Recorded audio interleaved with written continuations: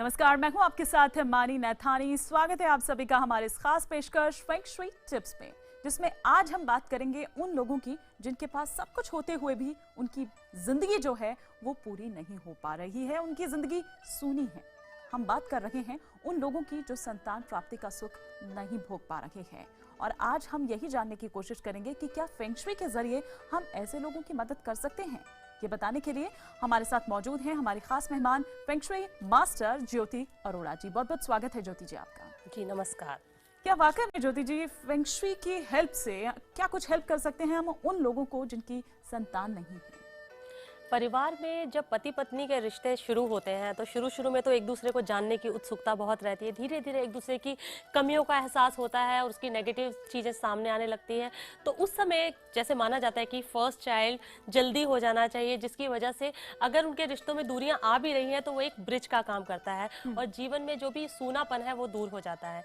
तो feng shui में कई लोग हैं जो कि फेंग शुई को मैजिकल ट्रीटमेंट की तरह से लेके चलते हैं। तो मैं ये कहूँ कि फेंग शुई आपकी अर्थ लक को इम्प्रूव कर सकती है। आपकी आसपास जो एनर्जीज हैं, अगर वो किसी भी तरह से एक पर्टिकुलर चीज को अचीव करने के लिए कोहेसिव नहीं है तो वहां आपकी हेल्प जरूर कर सकती है। अगर आपकी हेवन लक है कि किसी मेडिकल रीजन की वजह से आपकी कंसेप्शन ऑफ ए चाइल्ड नहीं हो पा रहा है तो उस केस में मैं बहुत ज़्यादा नहीं कहूँगी कि आपकी मदद हो पाएगी। लेकिन मैंने बहुत सारे केसेस ऐसे देखे हैं जहाँ पर हमने कुछ फेंग शुई टिप्स करी और जो चीज़ें इतने समय से पॉसिबल नहीं हो पा रही थी उसमें भी मैजिकल ट्रांसफॉर्मेशन होकर बहुत अच्छे रिजल्ट्स मिले हैं हमें फेंग शुई से। चलिए, तो हम कुछ ऐसे टिप्स यहाँ पर जानने की कोशिश करेंगे, लेकिन पहले हम यहाँ पर बढ़ लेते हैं एनिमल साइन की तरफ और जान लेते हैं मंकी के लिए क्या कुछ कह रहा है ये हफ्ता। इस मंकी ईयर में मंकी का ये सप्ताह 1956, 1968, 1980, 1992 और 2004 है आपका ईयर। इस सप्ताह हो सकता है आपका किसी कलीग से डिफरेंस ऑफ ओपिनियन के कारण कोई बड़ा आर्ग्यूमेंट, आपके बॉसेस का आपको फिर भी सपोर्ट मिलता रहेगा। ये सप्ताह छोटी मोटी इन्वेस्टमेंट अगर आप करने के लिए सोच रहे हैं तो ये सही समय है उसके लिए। रिलेशनशिप में मुझे लगता है आप काफी झगड़ालू हो सकते हैं अपने लाइफ पार्टनर के साथ। आप इतना ज्यादा टॉन्टिंग कर सकते हैं कि वो आपसे बात भी ना करना चाहे। संयम रखें और सब ठीक हो सकता है। देखिए, हेल्थ की दृष्टि से अगर आप हाई बीपी के पेशेंट हैं, आपको प्रॉब्लम्स रहती हैं तो आपको ध्यान देना चाहिए अपने ऊपर और दवा टाइम पे लेनी चाहिए। आपके लिए टिप ये है कि इस सप्ताह आप लाल रंग के कपड़े पहने और अपने वर्क डेस्क और डाइनिंग टेबल पे रेड एप्पल्स प्लेस करें। चलिए अब बात करते हैं रूस्टर की। आपका ईयर है 1957, 1969, 1981, 1993 और 2005।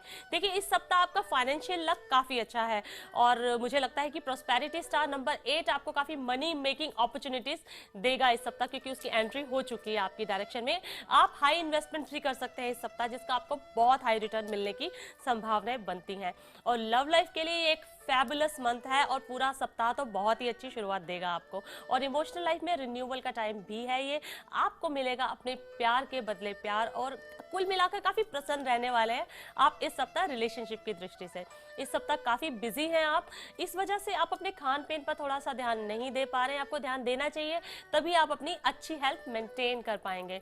चलिए, आपके लिए टिप ये है कि आप अपने लिविंग रूम में जितना हो सके वेल्थ सिंबल्स रखें। गोल्डन क्रिस्टल्स आप किसी क्रिस्टल बॉल में, जैसे ये है किसी ग्लास के बाउल में, आप इस तरह से गोल्डन क्रिस्टल्स लीजिए और अपने सेंटर टेबल पे ऐसे प्लेस करेंगे तो आपका वेल्थ लक और भी बढ़ेगा। बात करते हैं आप डॉग की। आपका है 1958, 1970, 1982, 1994 और 2006। देखिए, इस सप्ताह आपको लॉस ऑफ मनी हो सकता है, सावधान रहें। आपके ऑफिस में भी आपको लेकर कोई गॉसिप कर सकते हैं लोग, जो कि डिस्टर्ब कर सकता है आपका पीस ऑफ माइंड। इस समय आपको अटेंटिव रहने की सलाह देते हैं हम आपको, और ऑफिस पॉलिटिक्स से आपको बचना चाहिए। मैं ये नहीं कहती कि आपको पॉलिटिक्स करना चाहिए, लेकिन हाँ, इतना पॉलिटिक्स तो आना चाहिए कि आप अपने आप को उससे बचा पाएं। रिलेशनशिप की दृष्टि से यह सप्ताह आपके लिए रोमांस से ज्यादा कंफर्ट और पीस देने वाला है। हेल्थ इस सप्ताह आपके पेट में पाचन क्रिया संबंधित कुछ कॉम्प्लिकेशन आ सकती है, आप परेशान हो सकते हैं इस सप्ताह। चलिए, आपके लिए टिप है, क्योंकि लॉस इंडिकेटेड है तो आपके लिए चैरिटी करना एडवाइजेबल है। किसी अनाथालय में मनी डोनेट करें एक रेड पैकेट में डालकर। अब बात करते हैं बोर की। तो आपका ईयर है 1959, 1971, 1983, 1995 और 2007। देखिए, ये सप्ताह मिक्स रिजल्ट देने वाला है। सावधान रहें अपनी बिलोंगिंग्स को लेकर।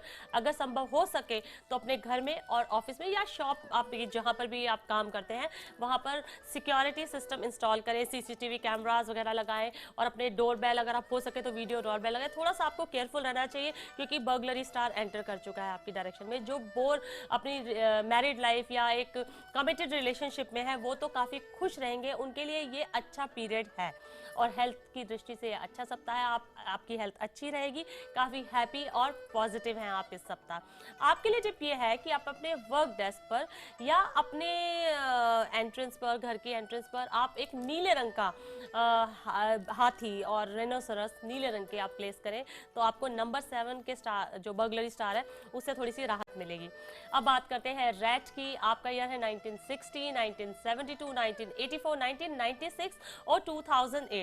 देखिए वैसे आगे बढ़ने के भरपूर मौके मिलेंगे आपको, पर आपका एनर्जी लेवल लो होने के कारण आप थोड़ा सा वेदर्ड फील कर सकते हैं। बिग मनी मेकिंग अपॉर्चुनिटी भी मिल सकती है आपको इस सप्ताह। इन्वेस्टमेंट्स हाई रिटर्न देंगी और आप ऑन द स्पॉट डिसीजन लेंगे।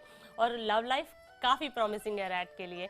आप फील करेंगे आप अपने प्रेमी के साथ सेम वेवलेंथ पर हैं और एनर्जी लेवल लो रह सकता है, आप काफ़ी लेथार्जिक फील कर सकते हैं इस सप्ताह।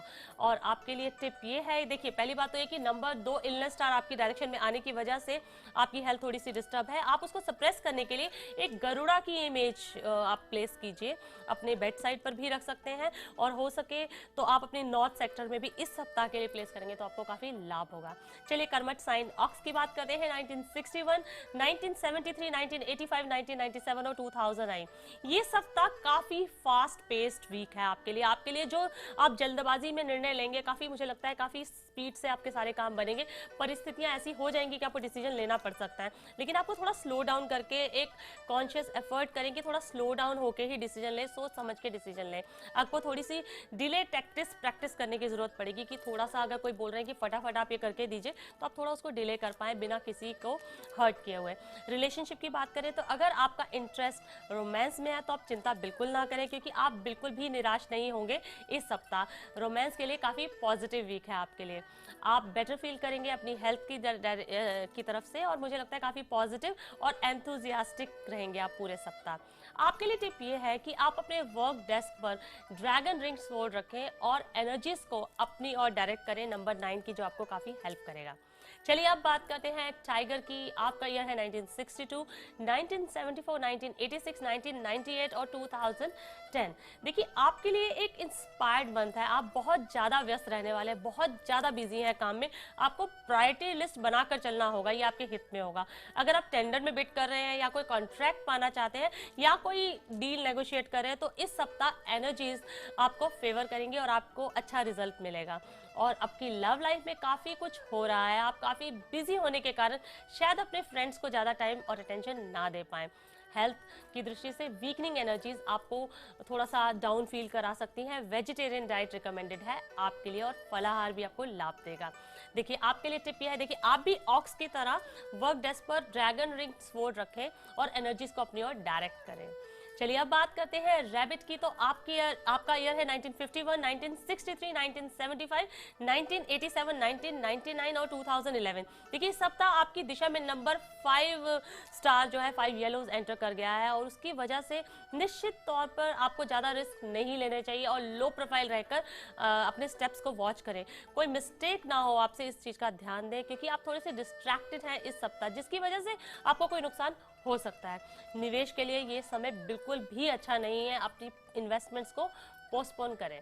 देखिए रिलेशनशिप की बात करते हैं तो इस सप्ताह आपको सावधान रहना होगा। अपनी ज़िंदगी में आए कोई नए दोस्त जो आपकी ज़िंदगी में आए हैं, इस समय आपको उनसे सावधान रहने की ज़रूरत है क्योंकि हर चमकने वाली चीज़ सोना नहीं होती और हर मीठी बातें करने वाले लोग आपके सच्चे हितैषी नहीं हो ये भी कोई ज़रूरी नहीं है। देखिए हेल्थ की दृष्टि से आपको स्टमक रिलेटेड प्रॉब्लम हो सकती है, अपने खान पान पर आपको ज़्यादा ध्यान देने की ज़रूरत है। और आपके लिए टिप ये है कि आप अपने रूम में और अपने वर्क डेस्क में गोल्डन मंत्रा पगोड़ा प्लेस करें और एक स्तूपा भी रख सकते हैं। आप देख रहे हैं फेंग शुई टिप्स और आइए फटाफट से अब हम बढ़ते हैं अपने एनिमल साइंस की तरफ। बात करते हैं ड्रैगन की, तो आपका ईयर है 1952, 1964, 1976, 1988, 2000 और 2012। देखिए वैसे ये सप्ताह काफ़ी ज़्यादा फास्ट पेस्ड है, फ्रूटफुल, मुझे लगता है कि बहुत ज़्यादा फ्रूटफुल रिजल्ट्स नहीं मिलेंगे आपको, क्योंकि ओवरऑल ईयर आपके लिए बहुत अच्छा है। तो इस सप्ताह जो भी माइनर एफ्लिक्शंस आपकी डायरेक्शन में आ रही हैं, आप उन्हें आसानी से हैंडल कर पाएंगे। इस सप्ताह बिजनेस थोड़ा सा डिप ले सकता है, आप ज़्यादा परेशान ना होने की बजाय अपने वर्क प्लेस के इंटरनल सिस्टम्स को इम्प्रूव करने के लिए स्टेप्स एंड मेजर्स लें। और रिलेशनशिप की बात करें तो इस सप्ताह आपको अपने गुस्से पर नियंत्रण रखना होगा, तभी मेंटेन कर पाएंगे अपनी लव रिलेशनशिप्स और दोस्तियां। हेल्थ की दृष्टि से ये जो हेल्थ रिलेटेड परेशानियों को नजरअंदाज करने का सप्ताह बिल्कुल नहीं है, आपको आलस्य से भी बचना चाहिए। चलिए आपके लिए टिप ये है कि हेवन लक एक्टिवेट करने के लिए 6 चाइनीज कॉइन टैसल हैंग करें ईस्ट डायरेक्शन में। अब बात करते हैं स्नेक की, तो आपका ईयर है 1953, 1965, 1977, 1989, 2001 और 2013। देखिए आपके राइवल्स वर्क प्लेस पर आपके काम को लेकर थोड़ा स्लो डाउन कर सकते हैं, आपकी परफॉर्मेंस को नुकसान पहुंचाने की चेष्टा करेंगे, पर उनकी इस कोशिश को सरेंडर करने की बजाय ज़्यादा परिश्रम करें और आप देखेंगे कि आप फ्लाइंग कलर्स से उनको परास्त कर पाएंगे। और इस सप्ताह माइनर मिसअंडरस्टैंडिंग्स पैदा हो सकती हैं आपके और आपके पार्टनर के बीच। आप छोटी छोटी बातों को लेकर इशू फ्लेयर अप कर सकते हैं, थोड़ा सा ध्यान दीजिए, आप ऐसा ना करें। आप हेल्थ की दृष्टि से थोड़े से इमोशनली डिस्टर्ब हैं और अपने खान पान पर ठीक से ध्यान नहीं दे रहे हैं, तो आप ध्यान दीजिए, आपकी स्लीप इस सप्ताह डिस्टर्ब हो सकती है। आपके लिए टिप यह है कि आप भी गोल्डन मंत्रा पगोडा साउथ ईस्ट डायरेक्शन में प्लेस करें, आपको लाभ होगा। चलिए अब बात करते हैं हॉर्स की, तो आपका ईयर है 1954, 1966, 1978, 1990, 2002 और 2014। देखिए आप बेबाक होकर अपने आइडियाज को अपने सीनियर्स और कलीग्स के सामने प्रस्तुत कर सकते हैं सप्ताह, और आपको निश्चित रूप से सराहना मिलेगी। अपने बॉस से आपके बॉस काफी हैप्पी रहेंगे सप्ताह आपसे। बिजनेस में आप अपने इंस्टिंक्ट्स को यूज करें और अपने टर्म्स एंड कंडीशन जो भी है आपने क्लियरली अपने क्लाइंट्स के आगे रखें, वो आपकी ट्रांसपेरेंसी से आपके मतलब जिसे बोलते हैं मुरीद बन जाएंगे। और लव रिलेशनशिप के लिए काफी चेंजेस एक्सपेक्टेड है इस सप्ताह मुझे लगता है आप में से कुछ लोग अपने रिलेशनशिप को नेक्स्ट लेवल तक लेकर जाएंगे और कुछ अपनी रिलेशनशिप को एंड भी कर सकते हैं, क्योंकि उनको लगता है कि अब इसमें कुछ बचा नहीं है। स्वास्थ्य संबंधित छोटी छोटी समस्याएं उत्पन्न हो सकती हैं, शारीरिक व्यायाम आदि नियमित रूप से करते रहें, आपके लिए एडवाइजेबल है। और आपके लिए फेंग शुई टिप ये है कि आप एक मिरर अपने साथ कैरी करें, हो सके तो फेंग शुई के जो मिरर्स आते हैं 1/6 होतु मिरर अपने पास रखें और उसमें अपना अक्स देखते रहें।